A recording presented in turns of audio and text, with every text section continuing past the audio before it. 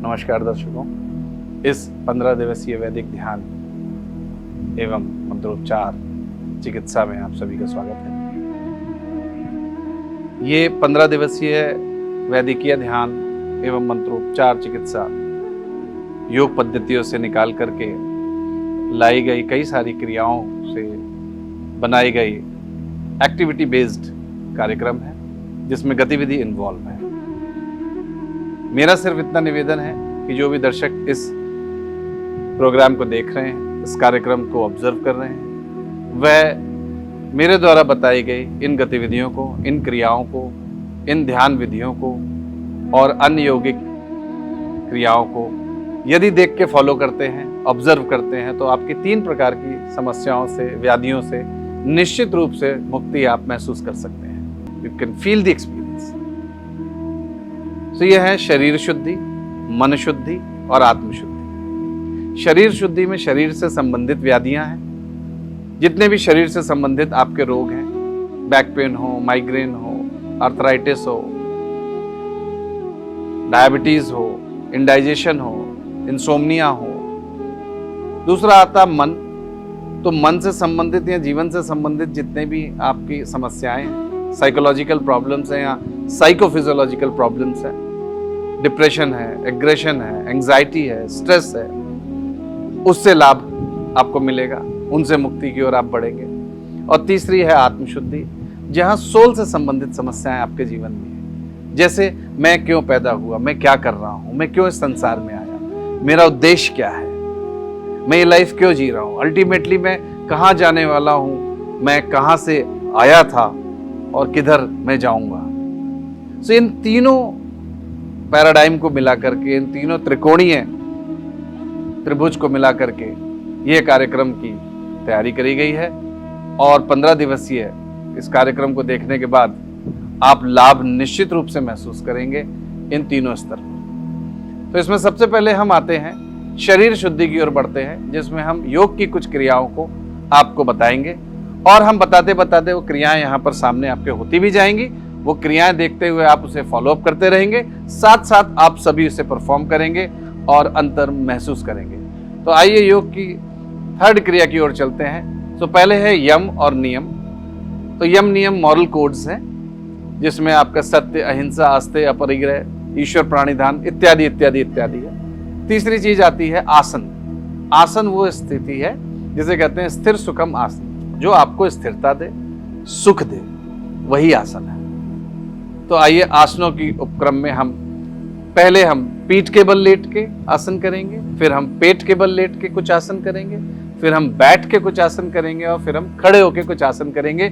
और बीच बीच में हम आसनों के शवासन की श्रृंखला को डालेंगे, ताकि आपके शरीर में ऑक्सीजनेटेड ब्लड अच्छी मात्रा में जा सके और ऑक्सीजनेटेड ब्लड आपके पूरे बॉडी के डीएनए को ओपन कर सके और अच्छे रूप से आप स्वस्थ महसूस कर सके और रिलैक्स होने के बाद पुनः अपनी बॉडी को स्ट्रेच कर सके। सो बी स्ट्रेच्ड, नॉट स्ट्रेस्ड। सो चलिए आइए आसनों की श्रृंखला में हम शुरू करते हैं। आसनों की श्रृंखला में तो सबसे पहले हम क्या करेंगे, शवासन की मुद्रा में आके आराम से लेट जाए।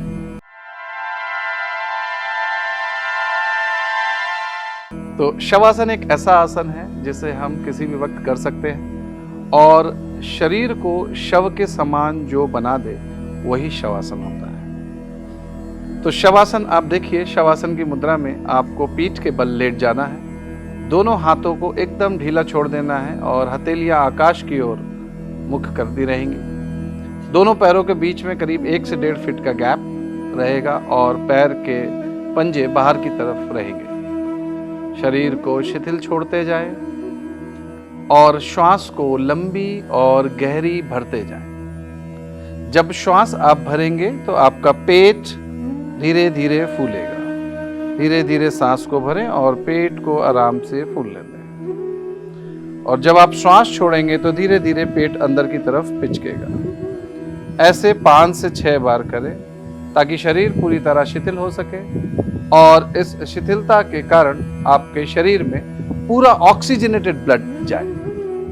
यह ऑक्सीजनेटेड ब्लड आपके शरीर को रिफ्रेश करेगा, रिजुवेनेट करेगा और पुनः ऊर्जा से भर देगा ताकि आप आसनों की श्रृंखला के लिए तैयार हो जाएं। शवासन देखने में बहुत साधारण आसन है, परंतु इससे कठिन कोई आसन नहीं। यदि आप शवासन में महारत हासिल कर लेते हैं तो ऐसा कहा जाता है कि आप अपने मन पे, अपने प्राणों पे विजय प्राप्त कर लेते हैं। आज के इस युग में सब कुछ आसान है, परंतु एक चैन की, सुख की नींद बहुत हराम है। शवासन से हम उस चैन की, उस सुख की नींद को प्राप्त करते हैं जो हमें सिर्फ 30 से 40 मिनट के अंदर 5 से 6 घंटे की नींद देती है। इतना शरीर को शिथिल कर लीजिए, कंधे शिथिल कर लीजिए, अपने नाभि को शिथिल कर लीजिए,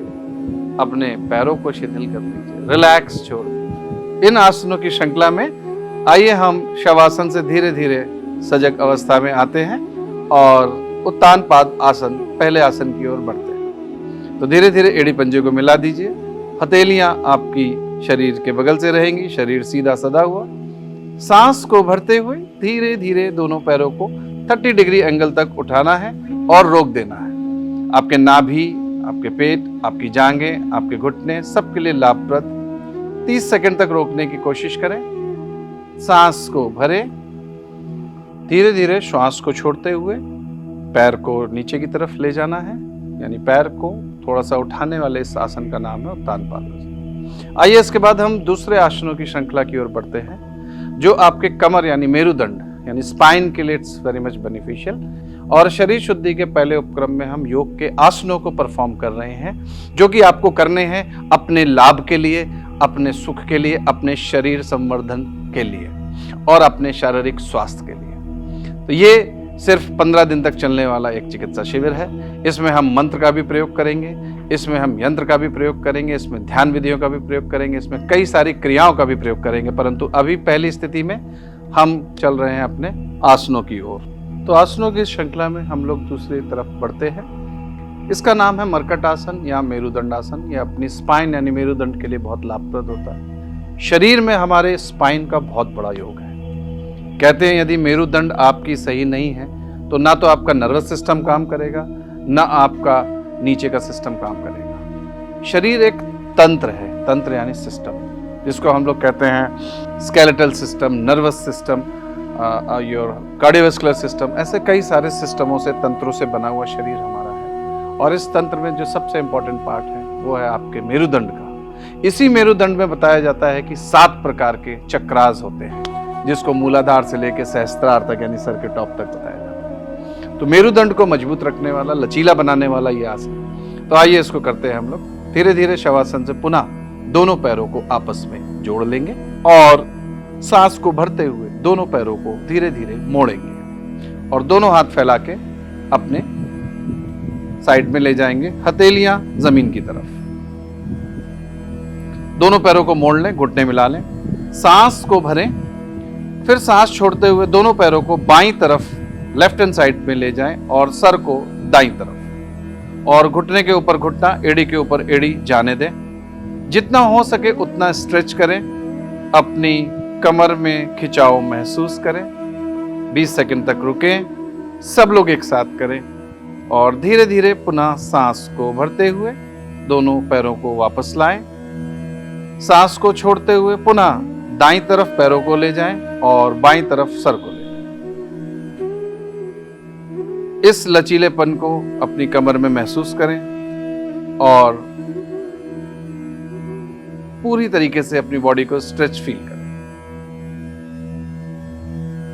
धीरे धीरे वापस सांस भरते हुए शवासन की अवस्था में आ जाएं और 2 बार लंबी गहरी श्वास को भरें ताकि शरीर फिर से रेडी हो सके दूसरे नेक्स्ट आसन के लिए। अब हम करने वाले हैं इस आसन की श्रृंखला में पीठ के बल लेटने वाला तीसरा आसन, जिसको कहा जाता है आपकी गैस्ट्रिक समस्या, आपकी पेट की समस्या, आपकी डायबिटीज, आपका इंडाइजेशन, इन सब में बहुत बहुत लाभप्रद है। जी हाँ, पहले भी कई ऋषि मुनियों ने, कई योगियों ने इस आसन को प्रमाणित किया। इस पे काफी रिसर्च हुई है। 20-22 साल से मैंने इस पे काफी रिसर्च करी है और ये एक प्रकार से सिद्ध आसन है आपके पेट की चर्बी और वसा को भी कम करने में। तो साधारण तरीके से इसको सभी लोग कर पाए, हम उस श्रृंखला में इन 15 दिवसीय चिकित्सा शिविर में चल रहे हैं। एक हम कंपोजिट हिप्नोसिस प्रोसेस के साथ साथ ये चिकित्सा आपको दे सके। तो इस श्रृंखला में आते हैं, करते हैं हम लोग अर्ध पवन मुक्त आसन। जी, जैसा कि इसका नाम है पवन मुक्त आसन।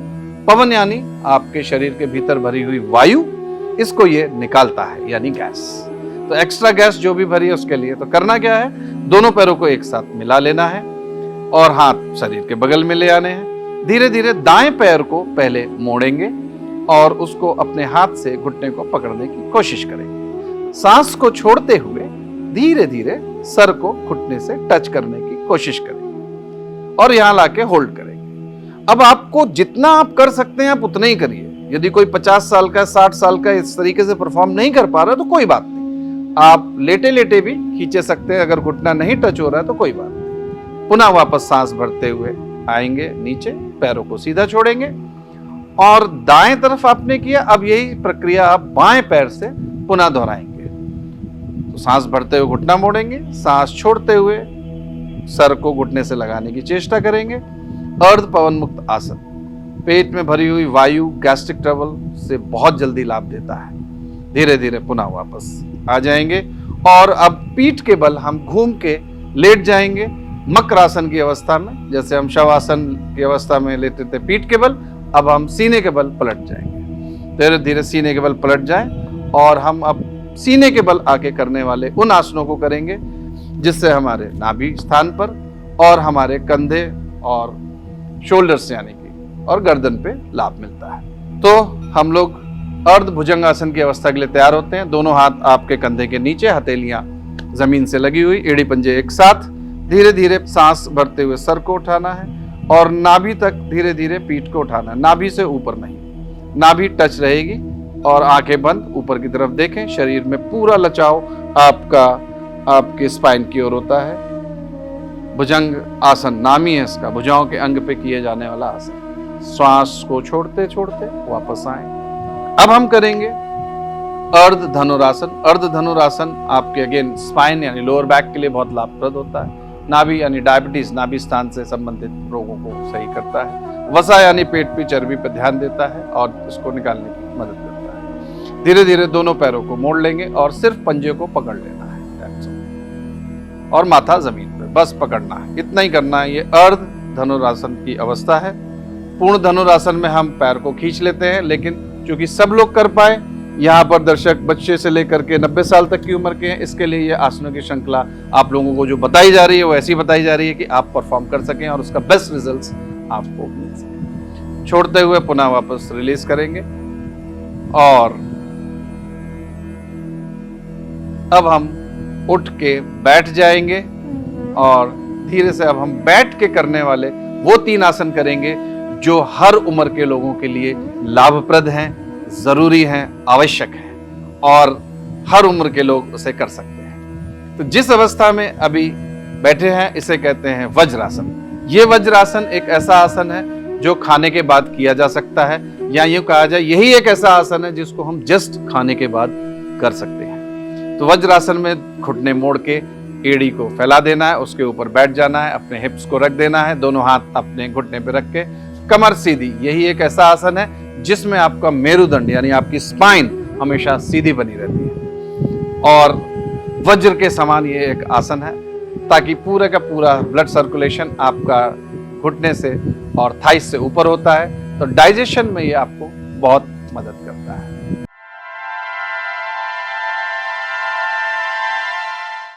इसी वज्रासन की अवस्था से हम लोग शशांक आसन की ओर धीरे धीरे आगे बढ़ेंगे। शशांक आसन में हम दोनों हाथों को पहले ऊपर ले जाएंगे और फिर सामने की तरफ झुकते हुए जितना हो सकेगा स्ट्रेच करेंगे। तो आपकी अपर स्पाइन और आपके शोल्डर्स के लिए यानी आपके कंधों में शक्ति प्रदान करता है, मजबूती प्रदान करता है और बच्चे के समान जैसे आप नाभि या गर्भ में होते हैं उस अवस्था में आप पहुंच जाते हैं तो मन को भी बहुत शुद्ध करता है और आपके नाभि स्थान में बैठने वाले चक्र यानी कि मणिपुर चक्र को जागृत करता है, जिसको जागृत करने से कहते हैं बहुत तेजी में आपका विकास होता है आत्मा की ओर। धीरे धीरे श्वास को भरते हुए पुनः वज्रासन की अवस्था में पहुंचेंगे और यहीं से अब हम वज्रासन की दूसरी अवस्था की ओर जाएंगे, जिसमें आपको पहले घुटने के बल आ जाना है और उसके बाद दोनों हाथों को पीछे से ले जाके अपनी एड़ी को पकड़ना है और कमर को स्ट्रेच करना है। धीरे धीरे दायां हाथ से ले जाएंगे पीछे एड़ी की ओर और फिर बायां हाथ। जितना आप आसानी से कर सकें उतना करना है और पेट को स्ट्रेच करना है। तो आपके नाभि स्थान पे स्ट्रेचिंग है, आपके पीठ पर पूरा दबाव है और वापस आते हुए आप वज्रासन में बैठ जाएंगे। ध्यान अवस्था में भी वज्रासन बहुत उपयोगी है और ध्यान अवस्था में बैठने वाला एक और आसन है जिसको हम कहते हैं सिद्धासन या अर्ध पद्मासन। तो अब हम धीरे धीरे सिद्धासन या अर्ध पद्मासन की ओर बढ़ेंगे।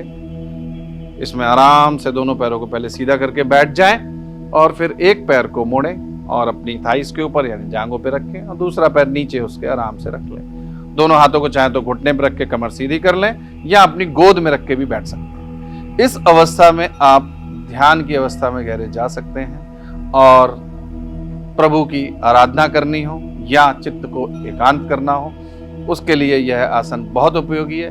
यदि आपकी पीठ में कोई झुकाव या तनाव है तो आप अपने हिप्स के नीचे कोई गद्दी लगा सकते हैं ताकि शरीर आगे की तरफ झुका रहे और आपका स्पाइन सीधी बनी रहे। यह है अर्ध पद्मासन या सिद्धासन। आइए इसके बाद एक बार हम फिर शवासन में लेटेंगे और उसके बाद हम फिर से खड़े होकर के करने वाले आसनों को करेंगे। तो ठीक 1 मिनट के लिए शवासन में पुनः लेट जाएं ताकि आपका शरीर पुनः शिथिल हो सके और आप पुनः री एनर्जाइज्ड यानी कि दोबारा ऊर्जा से भर सकें और नेक्स्ट आसन यानी खड़े होकर के करने वाले आसनों की इस श्रृंखला को हम समाप्ति की ओर ले जाएं ताकि आसनों की ये बेसिक श्रृंखला समाप्त हो जिसको हर एज के, हर उम्र के स्त्री, पुरुष, बच्चे कर सकते हैं ताकि इससे आपके शरीर को अधिक से अधिक लाभ मिले और ज्यादा से ज्यादा आप अपने शरीर को स्वास्थ्य की ओर बढ़ा सकें। आसन खाली आपके शरीर को ही नहीं मजबूत करते हैं, आसन चूंकि आपकी श्वास से जुड़े होते हैं तो आपके मन को भी एकाग्र करते हैं, आपके चित्त को भी एकाग्र करते हैं। इसलिए आसनों को जब भी हम कराते हैं हम श्वास के साथ जोड़ते हैं कि श्वास की प्रक्रिया लेते वक्त और छोड़ते वक्त कैसी होनी चाहिए, इसका अभ्यास हमने आपको कराया। पुनः शवासन से धीरे धीरे हाथ पांव जोड़ते हुए दाईं या बाईं तरफ करवट लेंगे। दाईं तरफ करवट लेने से क्या होता है कि हमारा हार्ट उस साइड नहीं है तो हमें हार्ट अटैक की संभावनाएं कम रहती हैं। तो दाईं तरफ करवट लेते हुए आराम से उठ के बैठ जाएंगे और खड़े होने की अवस्था में आ जाएंगे। आचार्य ऋषि त्रिपाठी 22 सालों के शोध के उपरांत योग एवं ध्यान क्रियाओं के माध्यम से भारतीय समाज में अपनी सेवाएं दे रहे हैं। आचार्य ऋषि के ध्यान शिविरों के माध्यम से कई व्यक्तियों के जीवन में परिवर्तन आया है। इनकी ध्यान विधियां एवं यज्ञ क्रियाओं के शिविरों का आयोजन आप कर सकते हैं। उत्तर प्रदेश के कानपुर में स्थित बिठूर की एक संस्था से जुड़ाव आचार्य ऋषि जी कर रहा है, जहां पर 35 वर्ष से लेकर 87 वर्ष तक की महिला एवं पुरुष सादगी एवं सुविधापूर्ण जीवन भोग रहे हैं। यहाँ पर रहने की उत्तम व्यवस्था, शुद्ध शाकाहारी भोजन, गाय का शुद्ध दूध, पढ़ने के लिए लाइब्रेरी, प्रार्थना के लिए मंदिर, टहलने के लिए बगिया, ध्यान एवं योग हेतु ध्यान कक्ष, मल्टी थिएटर एवं कई सारी गतिविधियां उपलब्ध हैं। स्वास्थ्य हेतु फर्स्ट एड सुविधा एवं कन्वेंस भी उपलब्ध है। भविष्य में ऐसे ही हैप्पीनेस होम्स का निर्माण देश के अन्य प्रदेशों में हर उम्र के महिला तथा पुरुष के लिए उपलब्ध हो, ऐसा संकल्प लेकर आचार्य ऋषि जी अपने ध्यान शिविरों के माध्यम से जन सामान में जागृति एवं क्रांति लाने का प्रयास कर रहे हैं। आप अपना सहयोग देकर इस महान यज्ञ में सहभागी बने।